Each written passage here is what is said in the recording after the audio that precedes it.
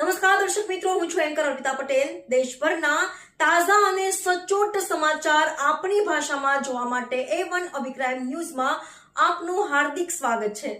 હવે જોઈએ મુખ્ય સમાચાર। મુન્દ્રાના જવાહર ચોકમાં મેન બજારમાં અને દરબારી શાળા ગેટ પાસે અજામફળિયા વિસ્તારમાં મુન્દ્રા પાલિકાની કાર્યવાહી છતાં રેલ બનાવવા માટે પોતાની વાહવાહી માટે 2 કલાક પૂરતી દબાણ પ્રવૃત્તિ જેવી સ્થિતિમાં સમસ્યા। મુન્દ્રા શહેરના મુખ્ય વ્યાપારી કેન્દ્ર સમાન જવાહર ચોક વિસ્તારમાં મેન બજારમાં હજામફળિયાના રહેણાંક વિસ્તારમાં આજે નગરપાલિકા અને સિટી પોલીસ દ્વારા સંયુક્ત રીતે મેગા ઓપરેશન હાથ ધરીને રસ્તા પરના દબાણો દૂર કરવામાં આવ્યા હતા। ટ્રાફિકની સમસ્યા હળવી કરવા અને રાહદારીઓને પડતી મુશ્કેલીઓને નિવારવા માટે તંત્ર દ્વારા કડક કાર્યવાહી કરવામાં આવી હતી। જોકે તંત્રની આ કામગીરીની અસરો લાંબો સમય ટકી શકી નથી। સ્થાનિક સૂત્રોના જણાવ્યા અનુસાર પાલિકાની ટીમ અને પોલીસના ગણતરીના કલાકોમાં જ ફરીથી દબાણકારોએ પોતાની જગ્યાઓ જમાવી દીધી છે। તંત્ર દ્વારા વારંવાર કરવામાં આવતી આ પ્રકારની કામગીરી માત્ર ક્ષણિક સાબિત થઈ રહી છે। આ રીલ બનાવવામાં આવી, મીડિયામાં નાખવામાં આવી છે, પણ કાયમી સમસ્યા ઉકેલ કરવામાં તંત્ર નિષ્ફળ થઈ રહ્યું છે। તેના માટે કોણ જવાબદાર છે?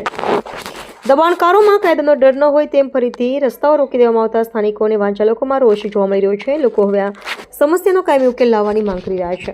હું મુન્દ્રા કચ્છ મુન્દ્રાના રેસિડેન્સ એરિયા રહેણાંક વિસ્તાર હજામફળિયામાંથી એક સમસ્યા વારંવાર જે બકાલા હાથલારીવાળા છે તેઓ દબાણની પ્રવૃત્તિ કરી રહ્યા છે। વખતો વખત મેં જ્યારે મુન્દ્રા નગરપાલિકા ચીફ ઓફિસર પ્રમુખશ્રીને અને લગતા વળતા બધા તંત્રને મામલતદાર, પ્રાંત કચેરી, એએસપી કચેરી, મુન્દ્રા પોલીસ વિભાગ તેમ ટીડીઓ સર બધાને લેખિતમાં રજૂઆત કરી છે। ત્યારે આજે રવિવારના તારીખ 18 બપોરના 12-12:30 વાગે મુન્દ્રાના જવાહર ચોક, મેઇન બજાર અને હજામશેરીમાંથી બપોરના 12 વાગે દબાણની પ્રવૃત્તિ જે થઈ રહી હતી તેને દૂર કરવાનું આયોજન કરવામાં આવ્યું તંત્ર દ્વારા। પણ આ વારંવાર આવું થાય છે ને પાછો 3 વાગે તો પાછી બજાર ભરાઈ ગઈ છે। તો તંત્ર કોઈ પણ સમસ્યાનો કાયમી ઉકેલ લાવતું નથી। અમારી વખતો વખત લેખિતમાં અરજ એટલી જ છે, અમારા વિસ્તારના લોકોને અમારા વિસ્તારના રહેણાંકનો વિસ્તારનો અવરજવરનો રસ્તો બંધ કરી દેવામાં આવે છે, તેને ખુલ્લો કરવાની અમારી રજૂઆત છે। ને ત્યાં જે હાથલારી દબાણ પ્રવૃત્તિ કરી રહ્યા છે તેનો કાયમી ઉકેલ લાવવા, અહીંયાથી દૂર કરવા માટેની અમારી અરજીઓ છે। તો અમારી અરજીઓને સાંભળવા જોવા ન થતાં અને જવાહર ચોક ને મેઇન બજારમાં જ્યાં વર્ષોથી ધંધો કરે છે ત્યાંથી પણ તે લોકોને હટાવવામાં આવે છે। તો મારી તંત્રને નમ્ર અરજ છે કે જ્યારે અમે લોકો વારંવાર રજૂઆત કરી ચૂક્યા છીએ ત્યારે કોઈ રજૂઆતના અનુસંધાને કોઈ કાર્યવાહી નથી થતી અને કોઈ પણ વ્યક્તિ દ્વારા યા તો કોઈ પણ સત્તાપક્ષના નેતા દ્વારા આ જવાહર ચોકમાં કે મેઇન બજારમાં જે વર્ષોથી ધંધો કરતા હતા તેને દૂર કરવામાં આવે છે।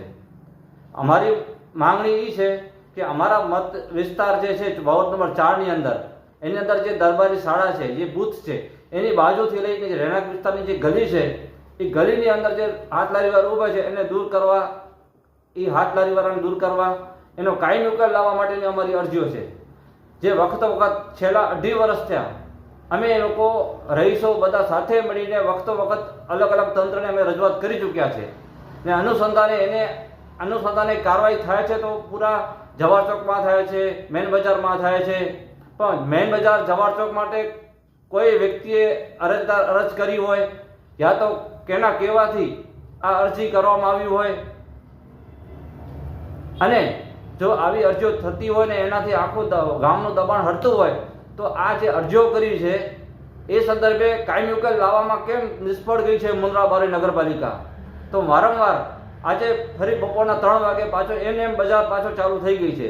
એક જાતનો એક નાટક કહી શકાય કે નાટક ચાલુ છે અહીંયા મુન્દ્રાની અંદર, મુન્દ્રાની મેઇન બજારની અંદર કે જવાહર ચોકની અંદર કે હજામશેરીના રહેણાંક વિસ્તારની અંદર કાયમી મુન્દ્રા નગરપાલિકાના કર્મચારીઓ આવે, વર્ષના વચલા દિવસે આવે યા તો મહિનાને વચલા દિવસે આવે એવું નાટક ભજવીને પાછા હાલ્યા જાય છે અને 3 કલાકની અંદર આ પાછો બજાર પાછો ચાલુ થઈ જાય છે. તો કાયમી ઉકેલ લાવવા આપ શ્રીને મારી નમ્ર અરજ છે.